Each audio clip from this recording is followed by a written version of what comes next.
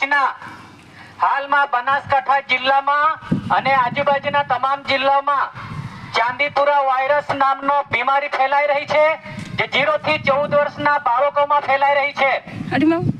આ Chandipura virus send fly નામની માખીથી ફેલાય છે અને હાલમાં આની કોઈ દવા નથી।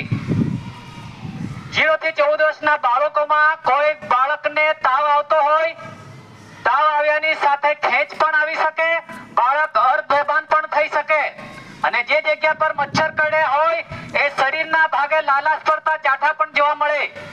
જો આવા કોઈ નિશાનવાળા બાળકો, આવા કોઈ લક્ષણવાળા બાળકો દેખાતા હોય તો તરત જ નજીકના આરોગ્ય કેન્દ્ર ખાતે જઈ તપાસ કરાવો। તમારા બાળકોને તંદુરસ્ત અને સાવચેત સલામત રાખો। ખાસ કરીને ઘરની આજુબાજુ પાણી ભરાયેલા ખાડા ખાબોચિયાને પૂરી દો। નક્કામાં